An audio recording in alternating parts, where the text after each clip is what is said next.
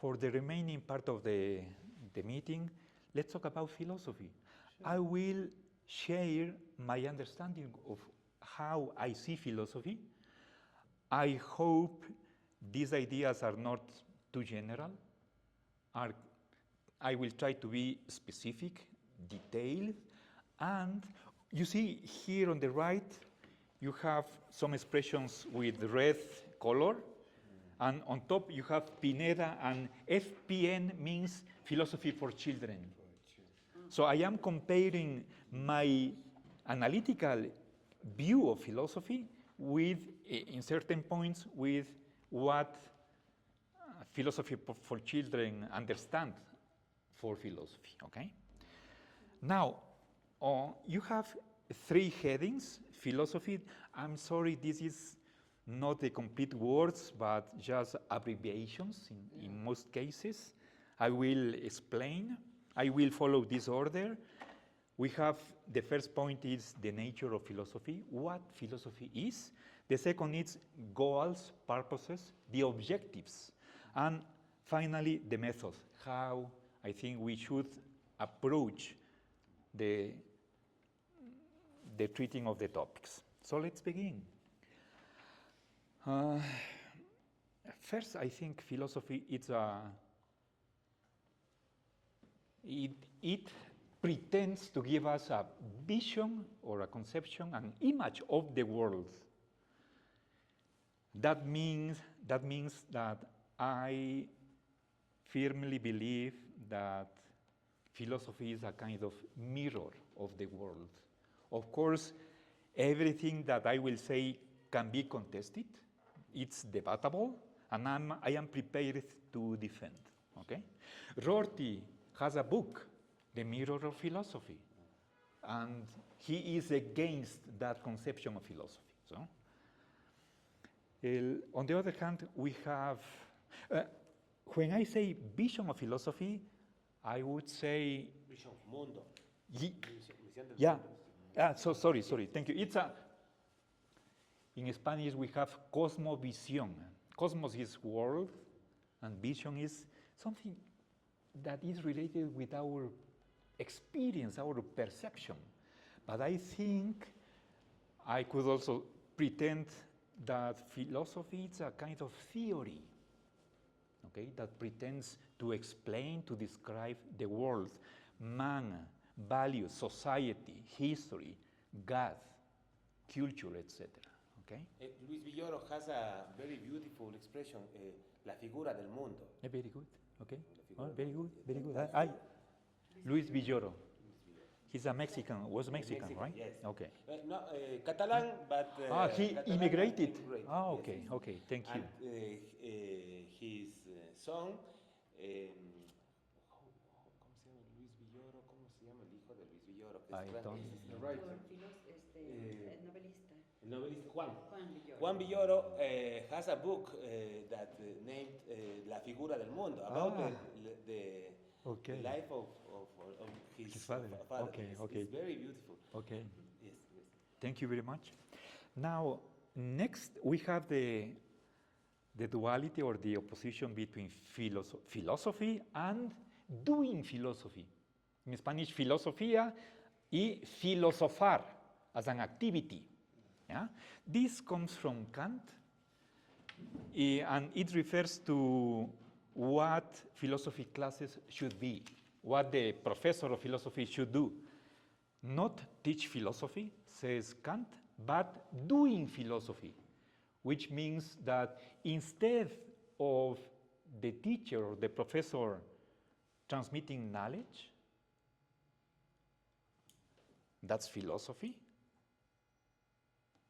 And the Philosophy for Children say that we make aside what other thinkers have done, and we just present the problems and discuss from zero, ignoring, without paying due respect to the more than 2,000 years of tradition in philosophy. So, we will do both parts here. The first part would be to present what other people have said about the particular topic. It could be a great figure from the history of philosophy or currents. But once that is done, the second part would be, now, what do you think about what has been said? So one of the purposes, and excuse me, I am going to jump to the second just for this particular point. What is of interest for our society is for every one of us to develop our thought in dialogue with the others. See? Of course, it's important to know what Aristotle, what St. Thomas, Hegel have said, but more important is what we think about the topic at hand, okay? So that we will be in contact with philosophy and we will train ourselves in philosophical thinking, okay? So, two things. So, the second line says, what is a main part of philosophy? I have collected, let me see, something like 6 words that have the same meaning: discussion, controversy, disagreement, conflict, tension, divergence. So, C means contradiction. If we ask, for example, should government make a distribution? Some say yes, others say no. So there are two different or even opposing answers, yes and no. What do you think is the better solution? There is, the last word means synthesis, both yes and no. You collect, you could, or even it's the perspectivism position. If each, suppose we are here 2, 4, 6, 8, 9 persons, and if everyone has a different answer, there is a 10th position that makes a combination, a reunion of all the 9 others and builds another one. But not in the eclectical sense, but more in the Hegelian spirit of acknowledging the part that each person has, the truth. And we could have a better position if we incorporate into our own view those of the others that we can coherently assume, okay? Then, this is something that explains the divergence. Somebody could present his point of view with many arguments. When I taught in Quito, I remember I had to use a book from the scholastic point of view, since I taught in the theology school. And I remember, I think it was in the topic of essence and existence, and the author was a Jesuit philosopher. He had 20 arguments in favor of a position, and he discussed 11 arguments against his position. So that's real philosophy. But not because I have twice as much arguments than you, it doesn't mean that I win. The other person may be not convinced. So everybody has the right to his or her own beliefs or thoughts, despite that there are arguments against that position. That's, I think, the normality in philosophy. So expect the others not to think the same as you think, okay?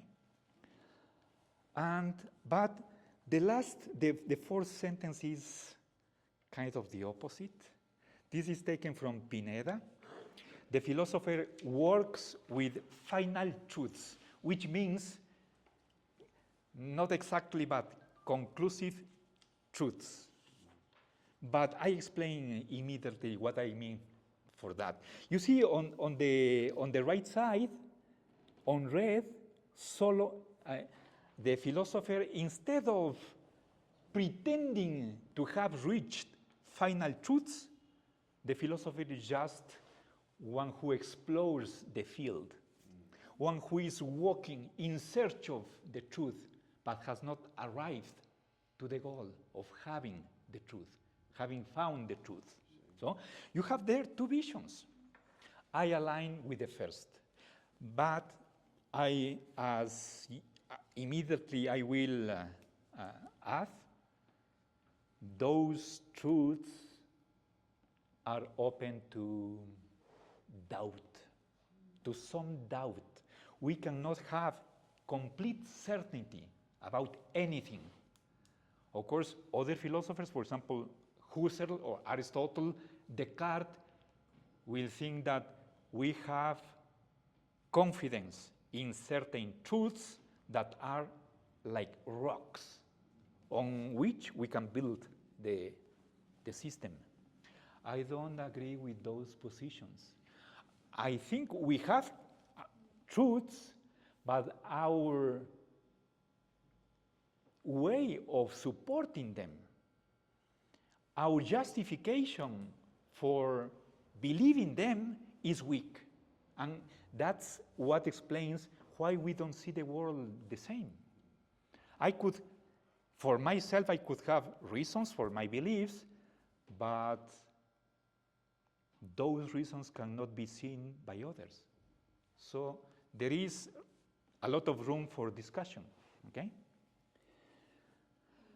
Now, I already said, talk about search and finding. There are people who say that philosophy is just a search without findings. I don't agree with that. See? Take your pick. Yeah, we could discuss, or we could postpone for next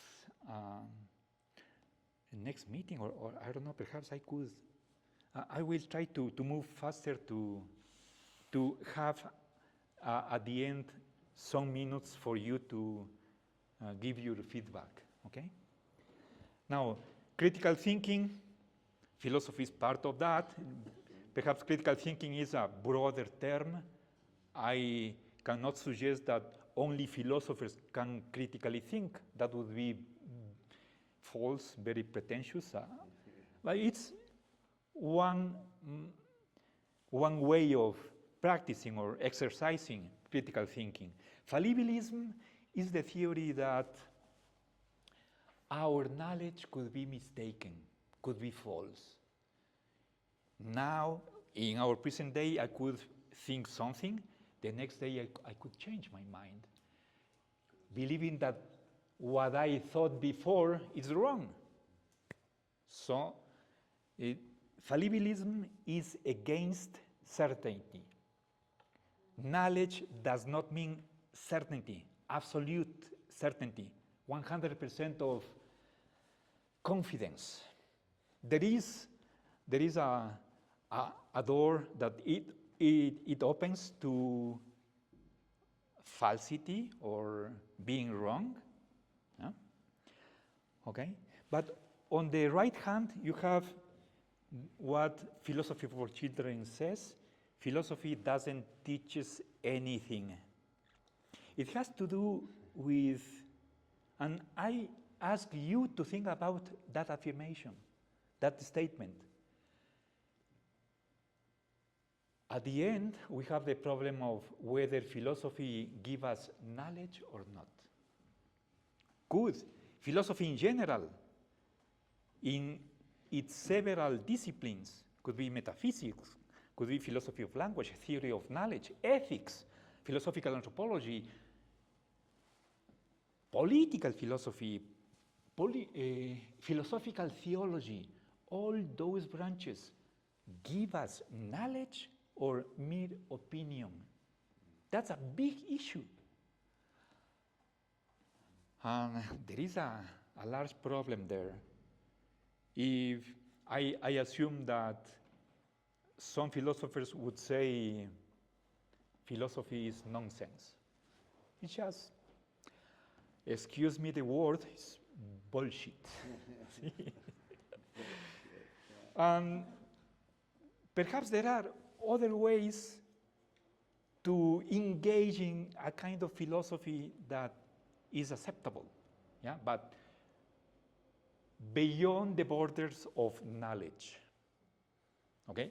I pretend that at least the way how I see philosophy should be conducted give us knowledge, but not certainty.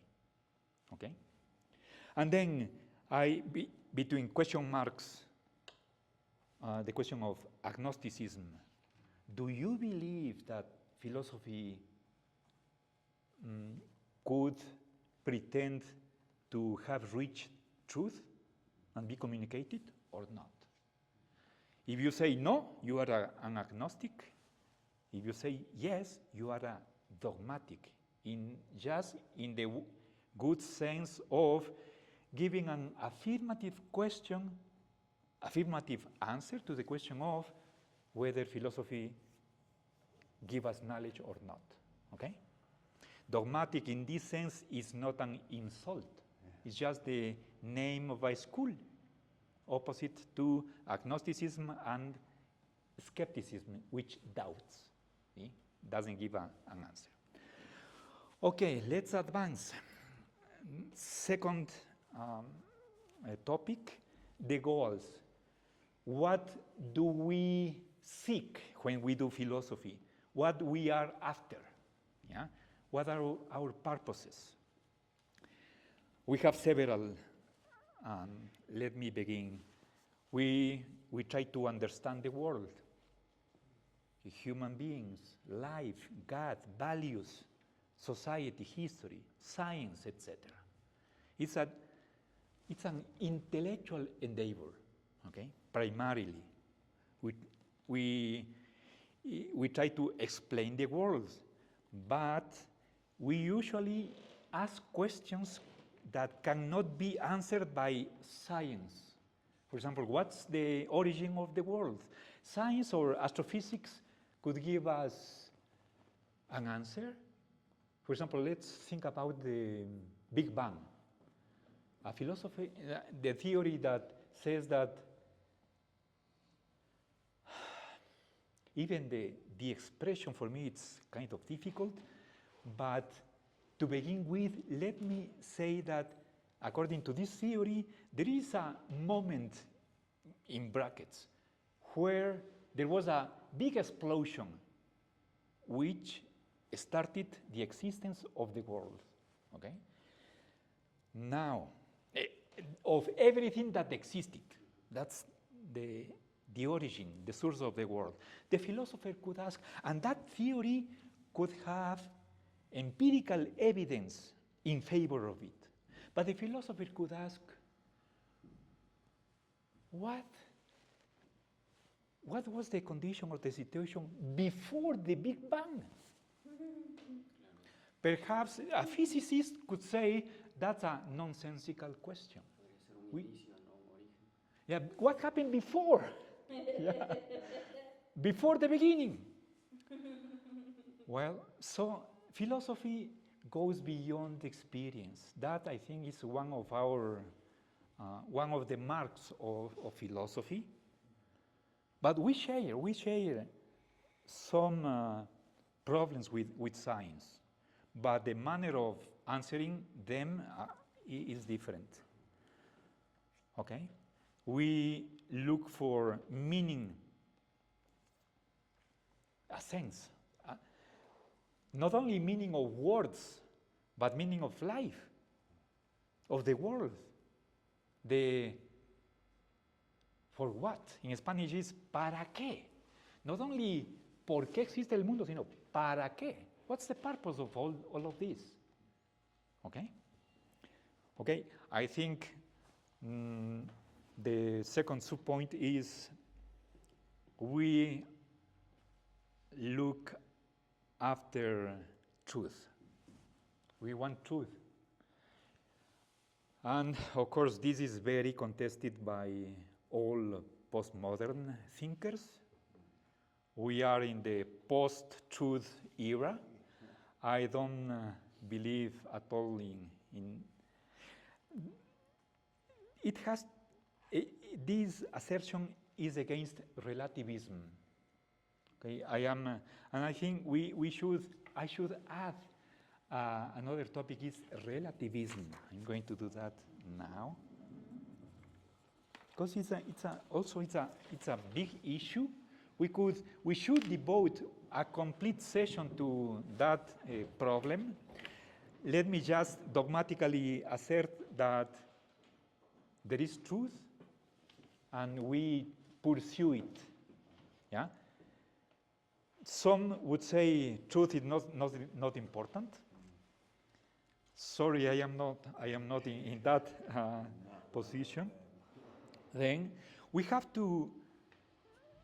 One of the goals of our society is to find reasons for our beliefs.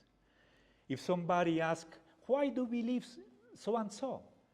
You must be able to motivate your beliefs somehow.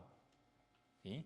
It could be giving empirical evidence, or mentioning scientific findings, or reasoning. But what is excluded is faith, or just authority, or just intuition. In my mind,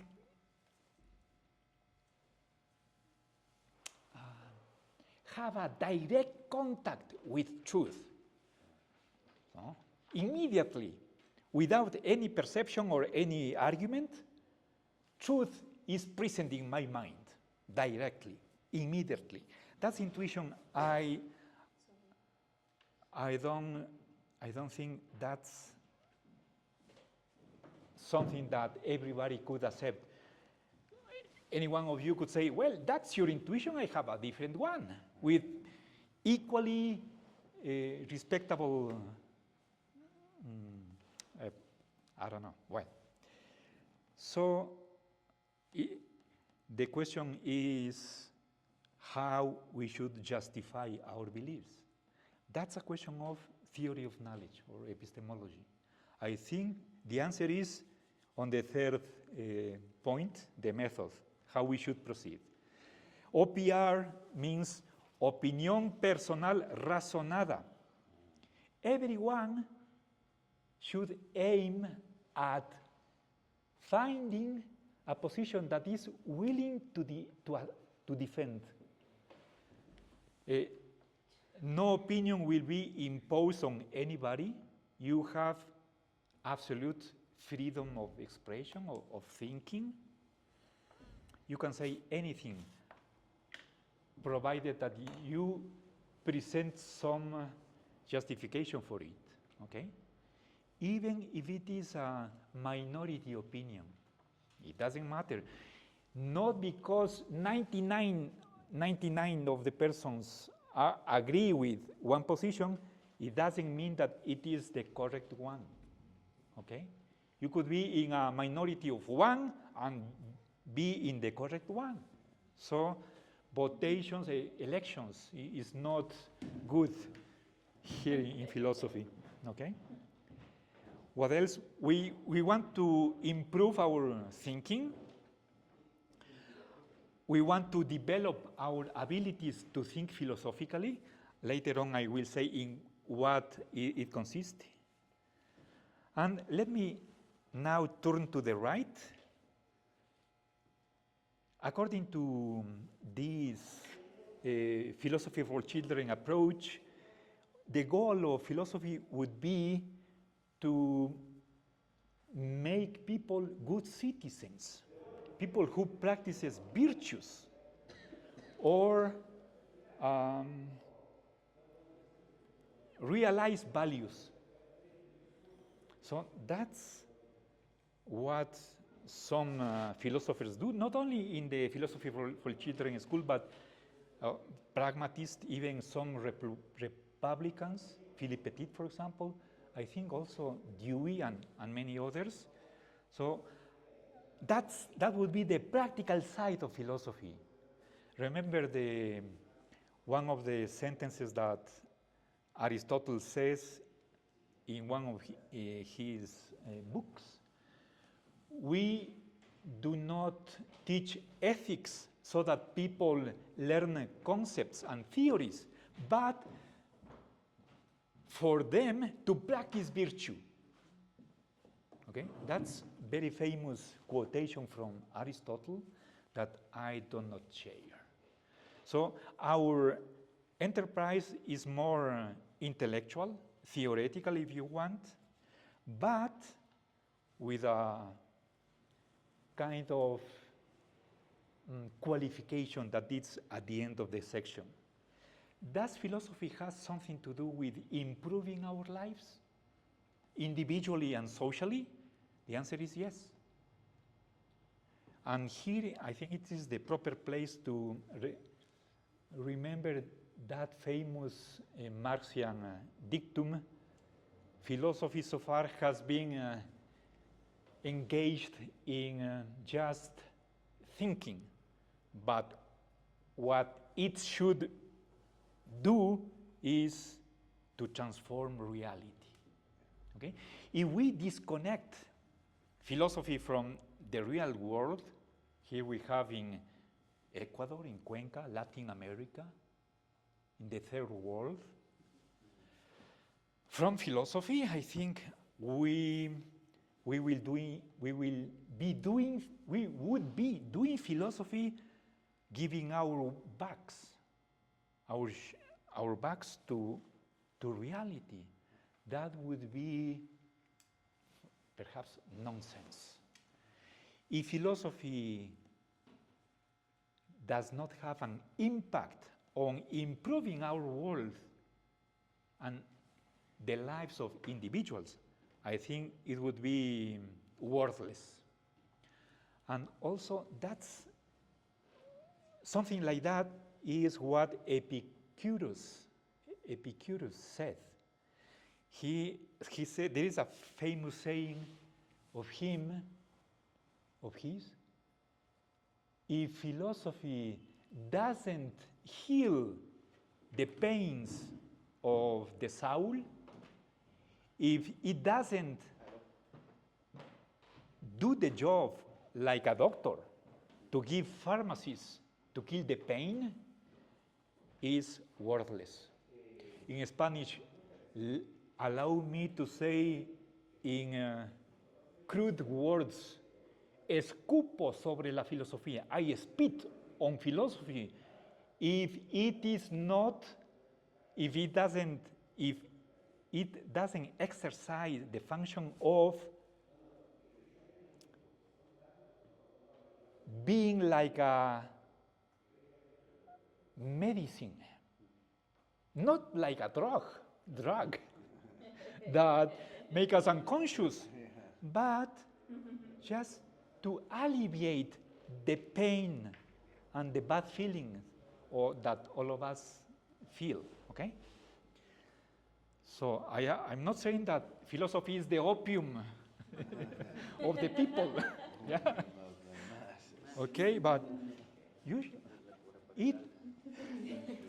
but philosophy has something to do with happiness, with well-being. Of course, we will have an opportunity to discuss in detail this. Culturalmente siempre nos ponen esa perspectiva porque hablamos con personas, o sea, comunes, o sea, de otras ramas. Siempre nos ponen esa filosofía de que filosofía es muy happy, filosofía esto, filosofía aquello, y la realidad es que, pues, desde mi perspectiva es todo menos eso, es sumamente rigurosa, es muy analítica, es muy estructurada. Entonces, a mí sí me da curiosidad si alguien sabe de dónde sale ese estigma social, no sé si nos lo dieron para desacreditarnos o qué, pero es bastante interesante cómo nos ven la camisa hawaiana, las rastas, y yo, ¿no? Kind of hippie philosophy. Yes. I think some philosophers must be responsible for Yes. that impression. Yeah?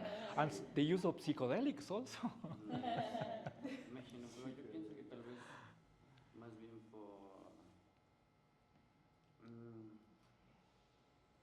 porque somos los que invitamos a cuestionar la realidad. Entonces, en mi opinión personal, somos los que incomodan a los demás, ¿me entiendes? Entonces, siempre somos vistos. El otro día le decía a un amigo, a nosotros nos dicen locos no porque estemos locos, sino porque somos pocos. Porque somos disruptivos para los demás. Entonces, claro, bajo ese concepto, lo más disruptivo es lo que se ve disonante socialmente. Entonces, nos tachan a veces con estos prejuicios de lo que tú dijiste. Pero en realidad, en mi opinión, a mí, antes tal vez me hubiese sonado a un desalago, digamos. A mí ahora me suena a todo lo contrario, porque el otro día le decía a un amigo, le digo, es que eso que te están diciendo a ti, no te dicen a ti, se lo dicen a ellos, así. Porque ellos quisieran poder ser como tú, que dices y haces lo que eres y como eres en cada momento y en cada lugar. Pues a ellos les incomoda no poder a veces ser ellos mismos también, ¿no? No poder ser disonantes socialmente, ¿no? Que a veces llegamos a ser las personas como nosotros. Yeah, okay. Perfect. Okay. One comment. Yeah. Thank you very much. Good weekend. Yeah. Now, one comment about one point you said, Kevin.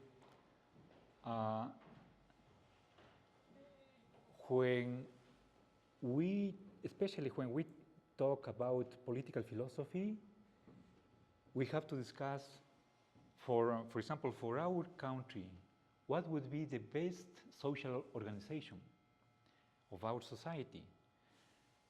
You could have, say, somebody who could say the capitalist system is okay. Other could say, let's return to what was our country 200 years ago, when we were just agricultural and in the pre-industrial society. That is going back in time. That's a reactionary position. And it could be, or the conservative position, or you could say, let's move beyond capitalism toward a communist society. So you have there 4 positions. So let's enumerate.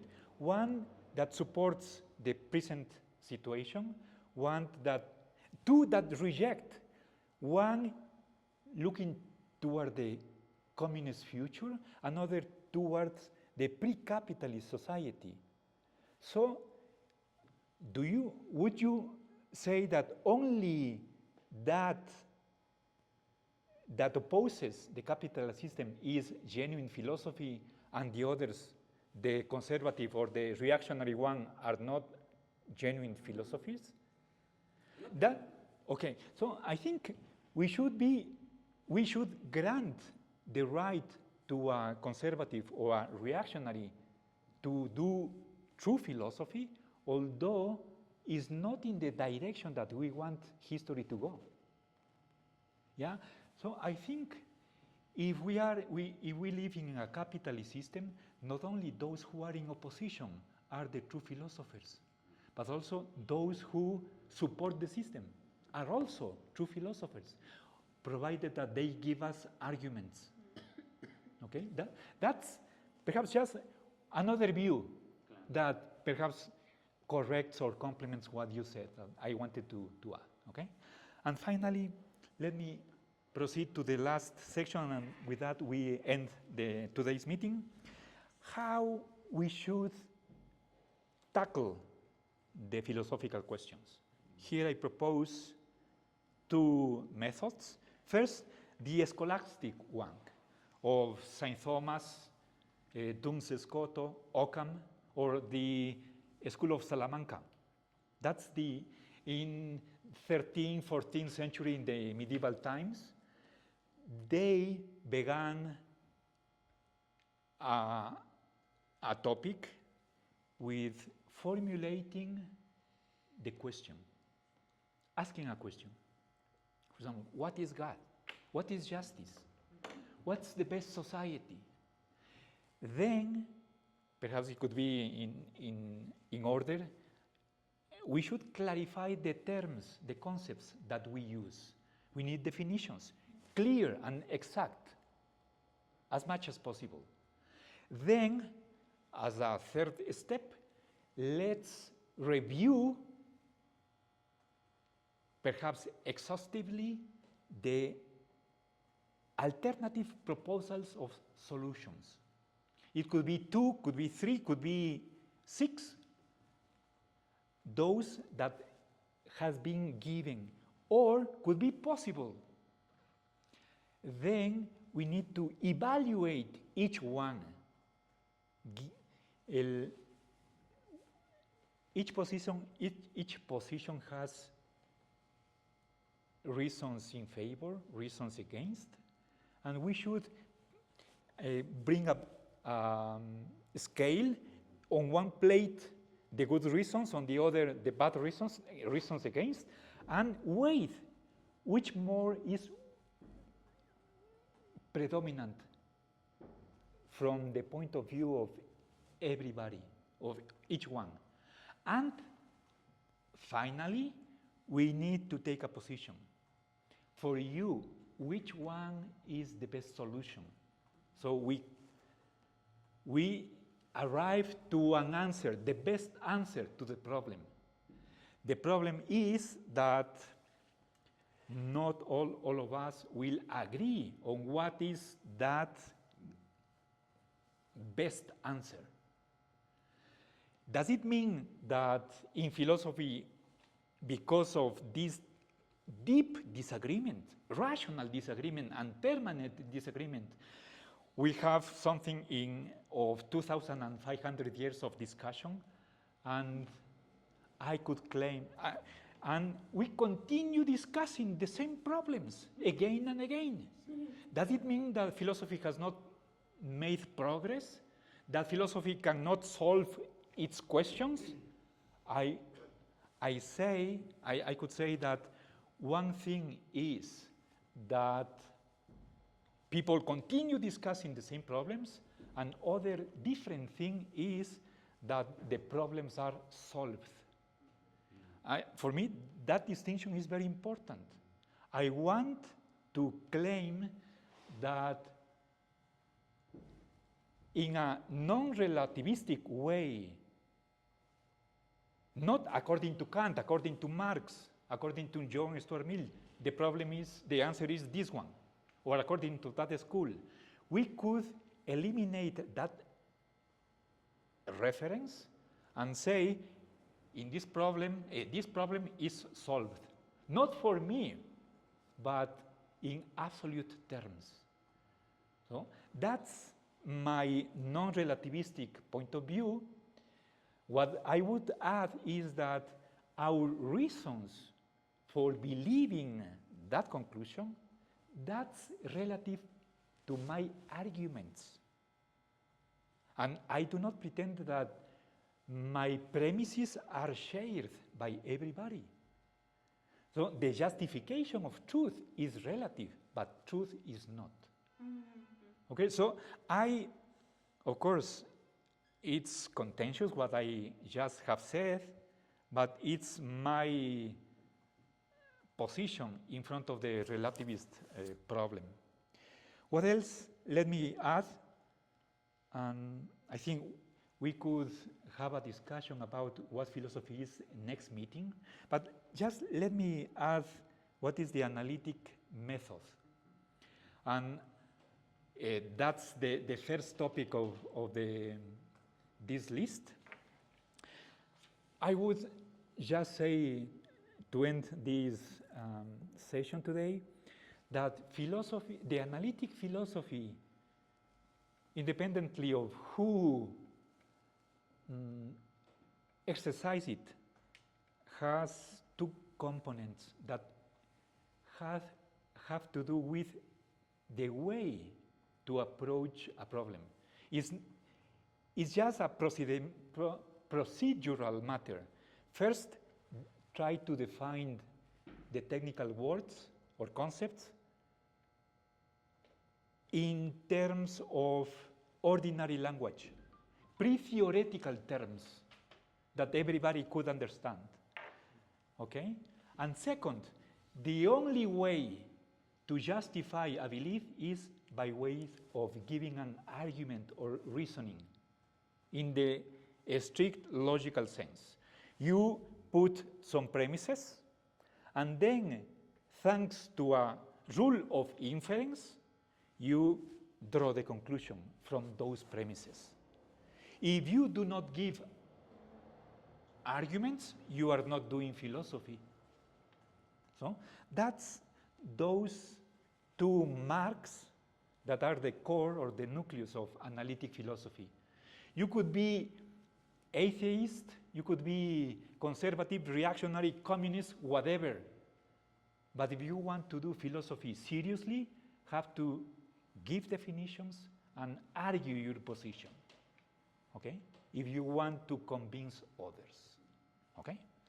So I realize our time has finished.